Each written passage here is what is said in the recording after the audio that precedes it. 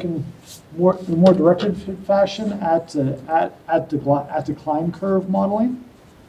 So we talked about this a little bit, at least implicitly, before. So let's see if we can go back there a little bit. So if we've come up with some sort of a production history, which I'm going to try to get, there we go, well, at least a little bit more focused. So you have some production history, so time on one axis, say some production rate.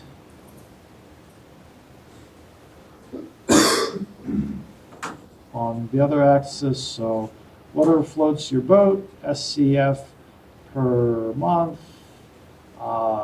barrels per day, whatever time scale you're looking at. Generally, a larger time scale is a decent thing to start off with because the smaller your time scale is, the more transients might be in it, like more will be affected by the fact that a pump went down or someone just happened to be doing a bad job that day, whatever.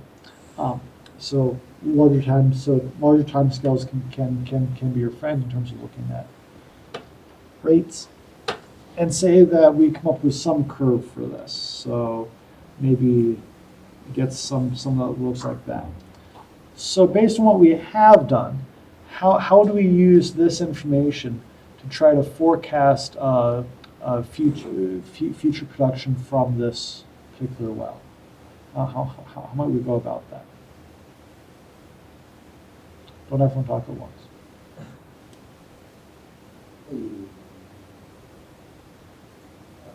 All right, so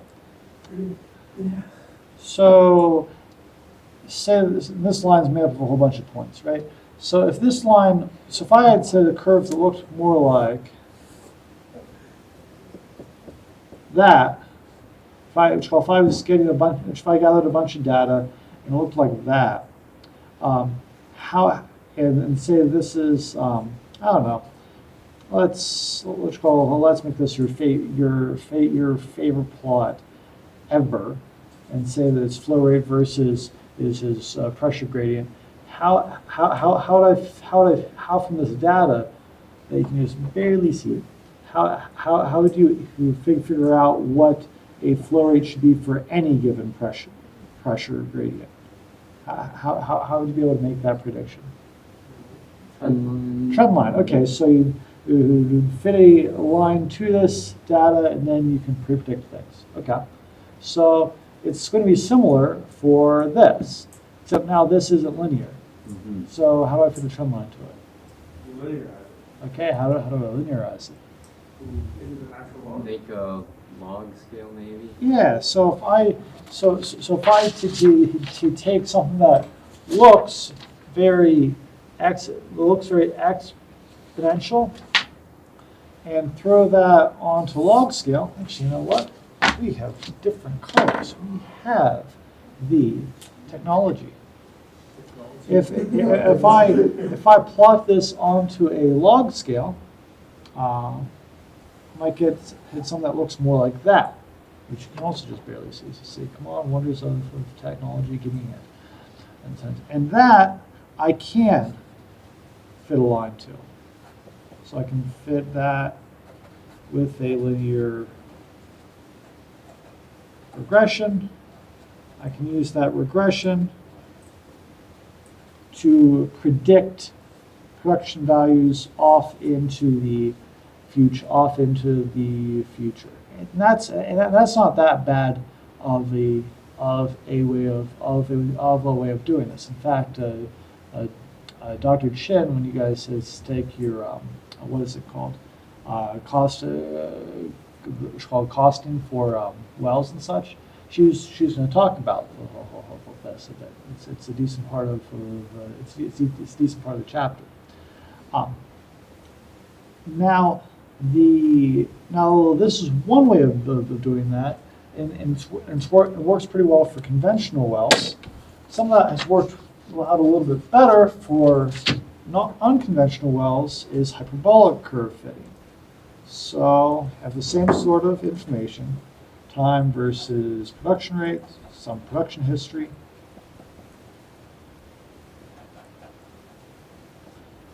and you got some data points. Yay, data points.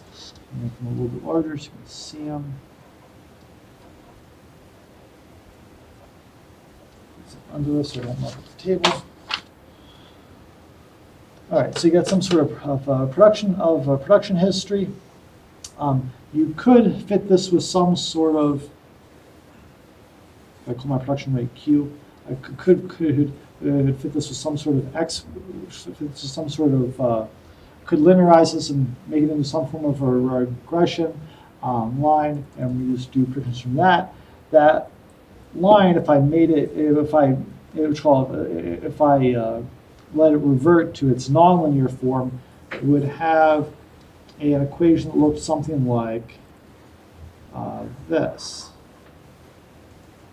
Okay, where Q is the production rate at any given time t.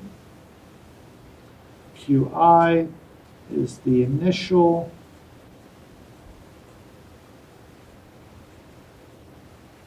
production rate. So it would be like that point right there, would be Qi. And let's say that that's at time 0, so whatever time that's at. This is an E, I promise. You use this T, it's as it's called to predict production rate at a future point in time. So you might say this is time since T0, and this is some decline rate, and that's ultimately what governs the shape of the trend line that you make. And if you kind of sledgehammer your linearized trend line that you use to fit this data, you could kludge yourself together a decline rate constant. It's assumed as constant. It's not necessarily constant, but it's pretty darn good.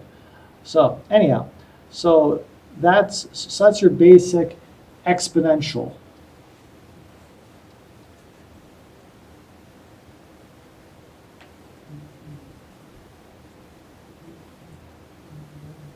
Fit. So that's your basic exponential fit. But we're looking at a hyperbolic fit, which is a little bit different. So a hyperbolic one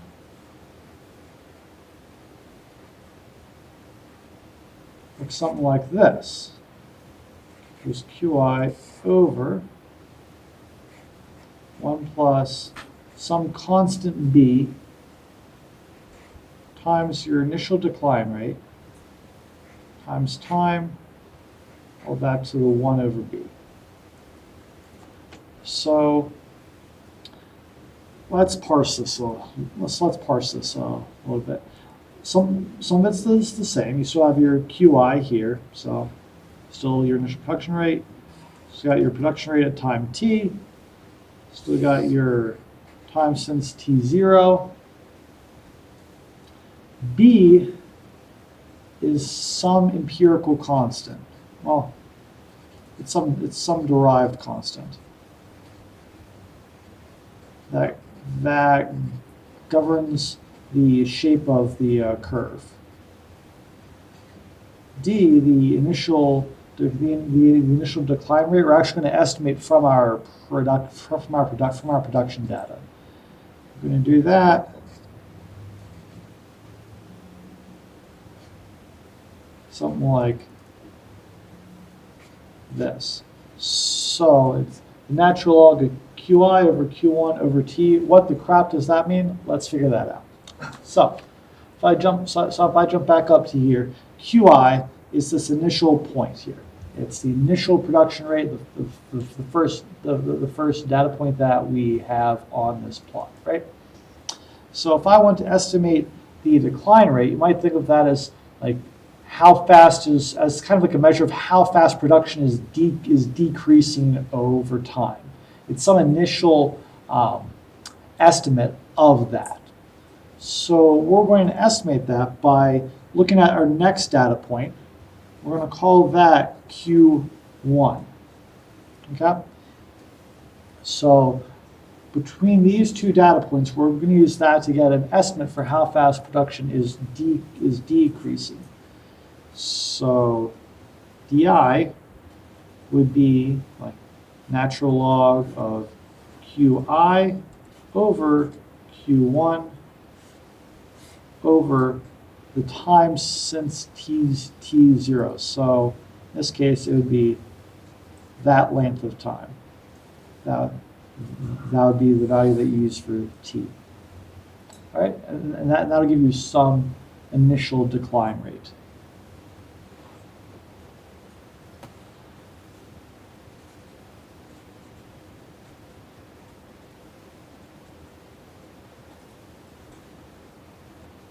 This is also assumed to be held constant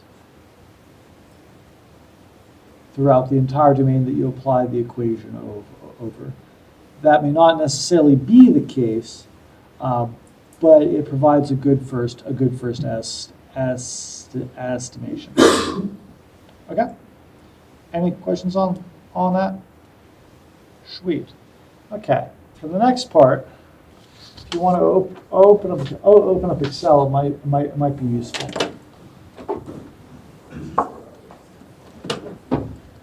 It's actually I'm going to be using the same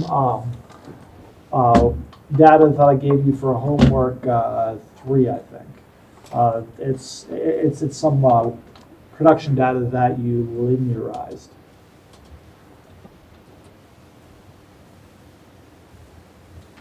And let's see. Oh, VGA. That's what I wanted. There we go. Okay. So you should have something that looks. If you pull up your week 3 well production thing, you should have something that looks vaguely like that. So you have time, you have output. I'm just going to throw that onto a plot.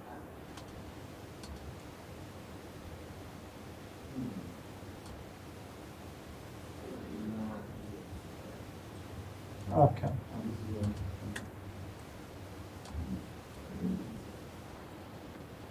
Might be 2, might be 3. I forget which one. Either way, you have it if you want to look at it. So this is a plot of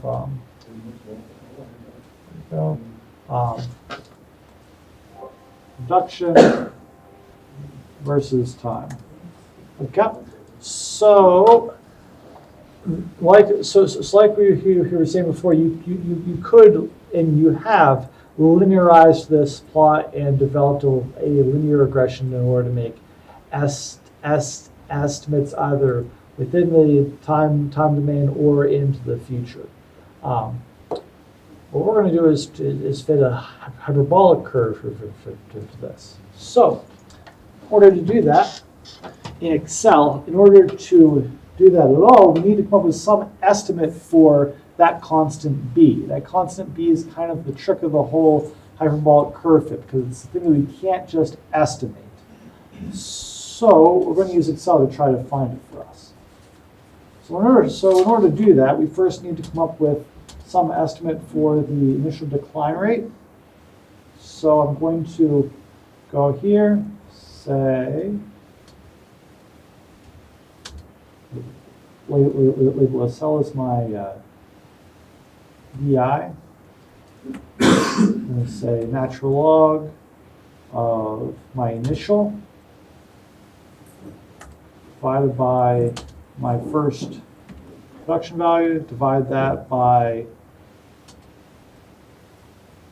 the time difference between those 2 points. That gives me a decline. Can you go back to your equation? Oh, you want to go back to the equation?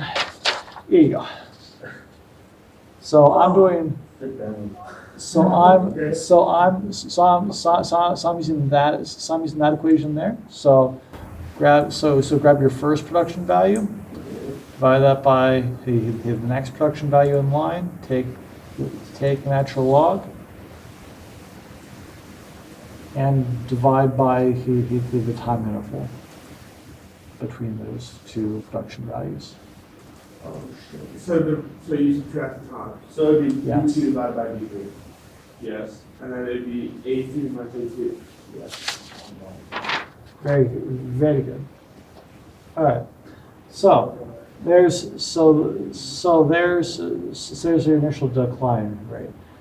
Now you need in order to find out what B is, there are a couple of really handy functions in Excel. One is goal seek, the other is solve, the other is a solver. In order to enable those, in order to use those, we need to do two things. One, we have to enable them. Two, we have to build the equation that we want to solve inside of Excel.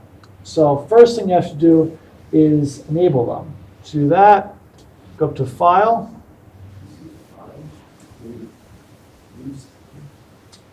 Options. That should get you to here. Go over to Add-ins. It'll take a minute for it to get to the add-ins folder.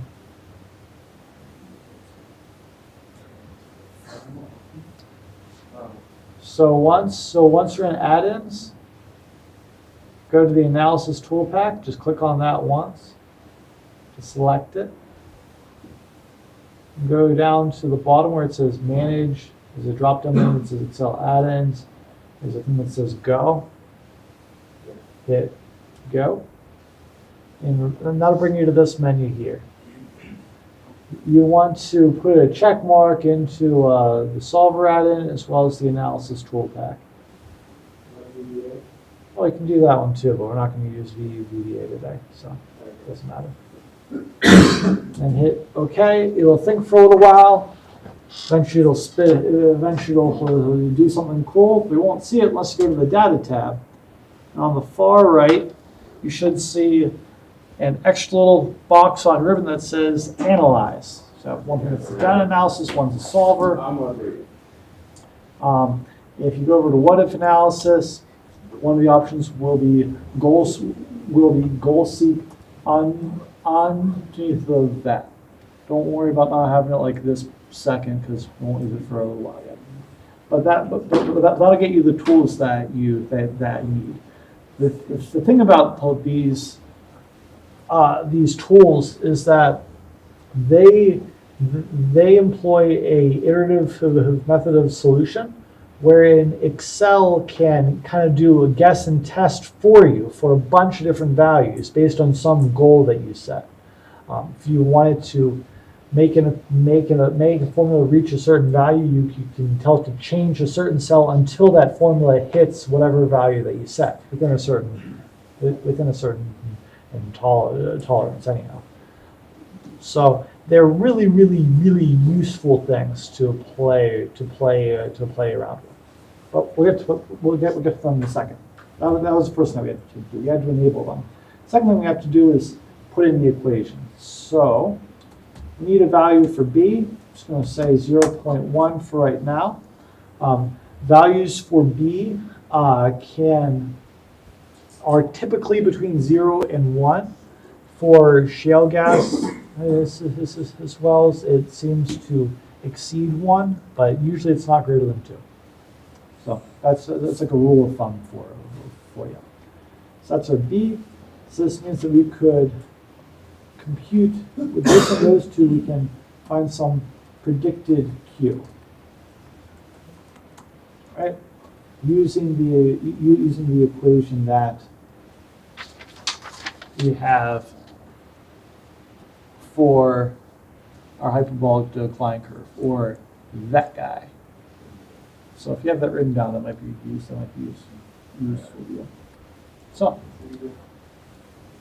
So here, if I say equals, got my initial output, hit F4 to lock that reference so that it won't move as I move down the sheet. You might need to hit function F4 if you don't have a function lock on.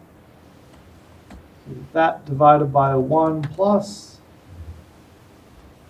B times initial decline rate times time since the first data point.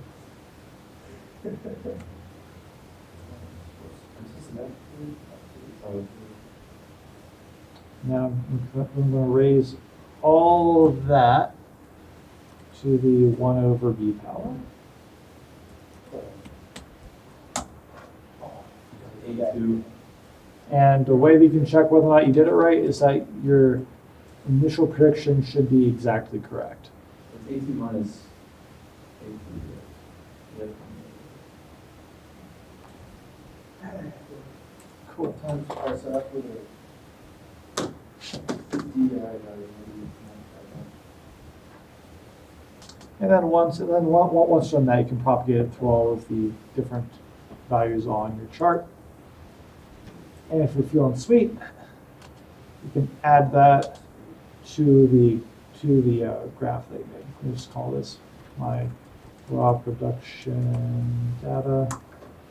I'm going to add a hyperbolic decline curve.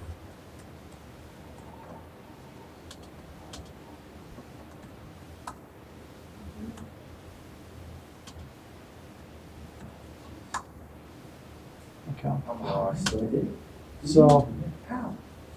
So the orange is my hyperbolic decline curve, the blue is my raw production data.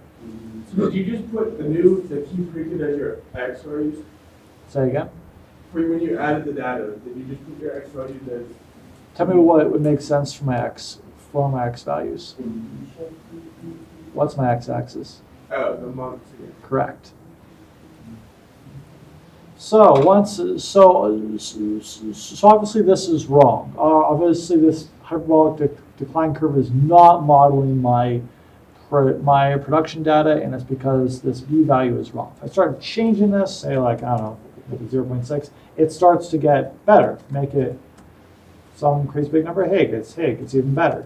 1.6, hey, it's better down at the bottom here, but it gets a little worse up at the top. Up here. So the problem now is not just what value should B correspond to in order to make this work, but how do I know when I actually have a good B value? Yes? You know? All right. I think I'm going to figure it out. Very good. All right. So one way to do this is by looking at what's called a residual. We talked about this a little bit before, but not in tremendous detail. So let's talk about it a little bit right now. So if I have any old curve, so say that I have some data here. So I have my production data. And then I throw a regression line down on top of that. I can measure how wrong this is, and we've kind of talked about this when we look at things like standard error.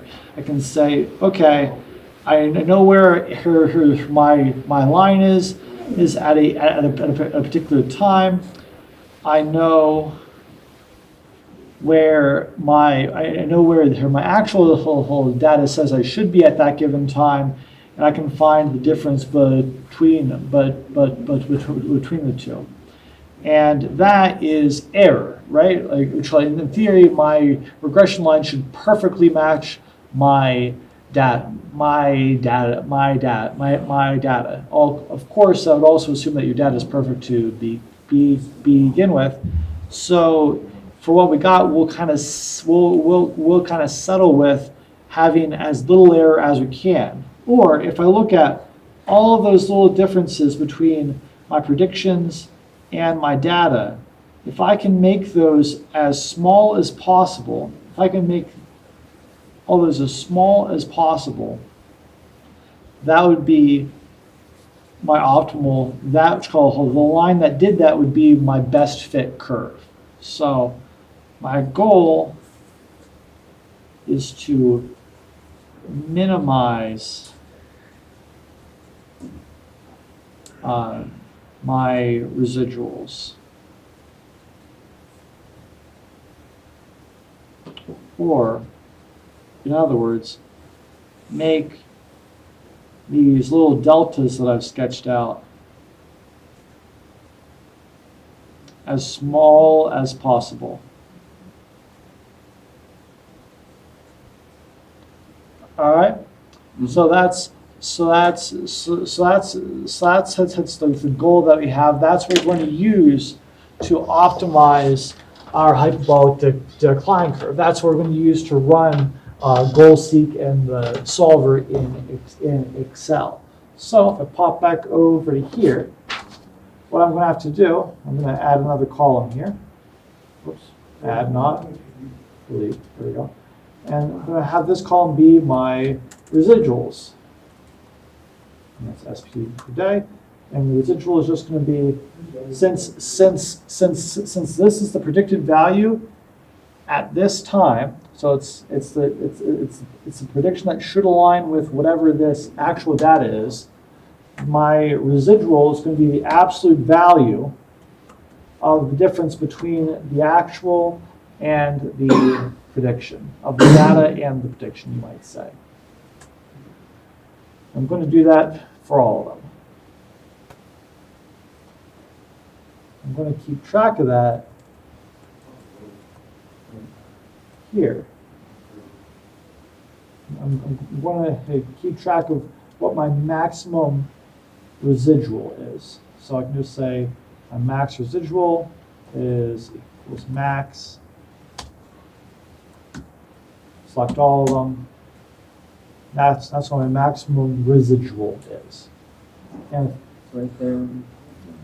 And if I change my b value, you can see that my residual gets larger as my predicted line goes further away from my actual data. That means, which would make sense, means that my line doesn't fit the data as well as it should. Yeah, what's up? Mine looks like that when I use point one. Okay. Well, point one's not that much different. Not that much different. The grand Oh, scheme okay. of things. Well, wait, can you go back to point one? Okay, never mind. I read the thought you did. Cool. All right.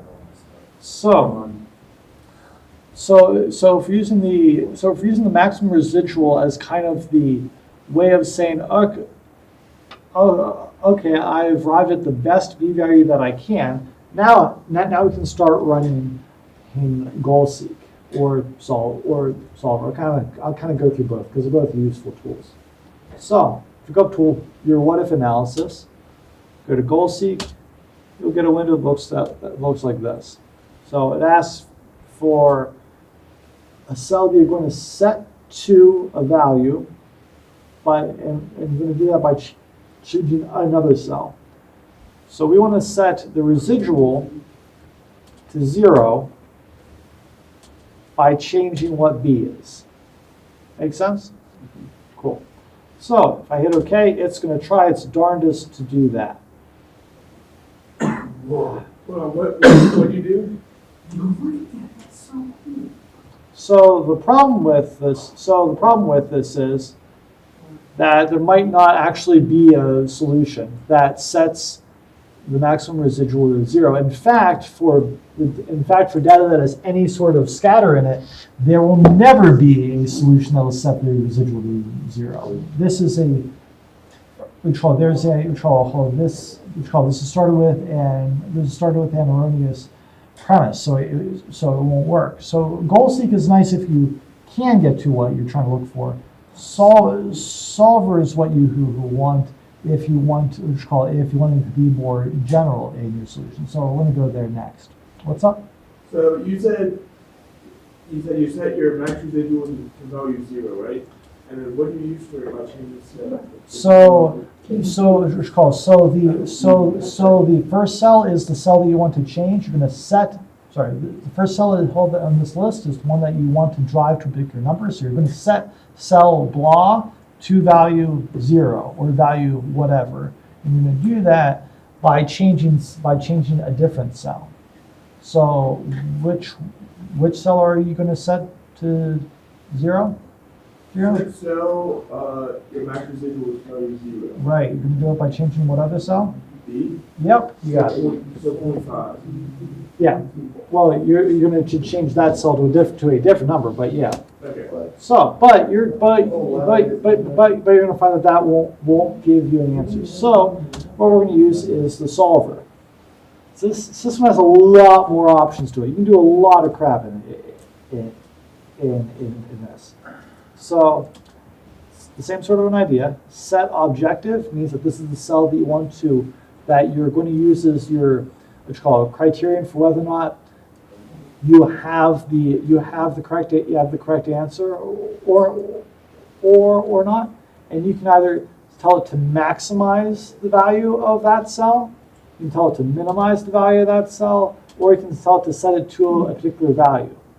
We don't want to set it to a particular value because 0 would be nice, but we can't get to 0. In lieu of that, we just want to minimize what our residual is. And then it'll give you some options. Instead of just changing one cell like Goldstein did, you can have this change multiple cells. So I'm going to have it change B. You can also add some constraints. Like I was saying, the value for B is always greater than 0. So what I'm going to do is I'm going to add a constraint here. So it's the constraints being applied to this cell here, the cell that contains the constant B. I'm going to say that it has to be greater than or equal to, I'm going to say some small number. So that'll never have a negative constant. And we definitely can have a positive constant, cannot have a negative one. Negative one is bad. Negative constants are bad. As to these other things, like the method of solution, don't worry about that. There's some what's called description of it in the thing below, but GRG non-linear is fine. There's some various options for it. Don't worry about that either. So, come back here. Should look at this. Hit solve. It'll think for a little bit and it'll say, hey, solver has converged to the current solution. All constraints has been satisfied. Make sure you say keep solver solution selected and hit OK. And look, it's picked out a value for B. That is the minimum residual that I could find. And if you look at your plot, that's not a bad fit. It's actually pretty darn good. So this is one way of producing your hyperbolic curve fit. You now not only have your initial decline rate that you computed, you also have a value for the constant B that kind of defines your hyperbolic curve fit. Any questions about that part? Cool. All right. So, cool. So we're done a little bit early today. But the only other thing that I was going to add about this is that there is a point where sometimes it is useful to move from a hyperbolic curve fit to a exponential curve fit. We're not going to worry about that in this class. I'll leave that for your costing in class. You can get the ins and outs of it there. I just want to introduce this here because curve fitting in general, especially nonlinear curve fitting, is a interesting application of statistical methods. So, that's all I have for today. Are there any questions? Can you go to your, Q predicted 473 box, please? That one there?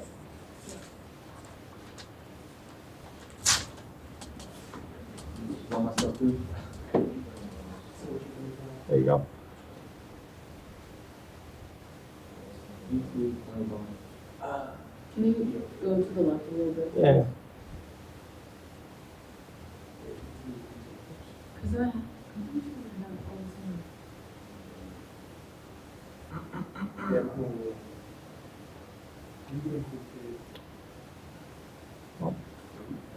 We can have, well, we can have to look at it.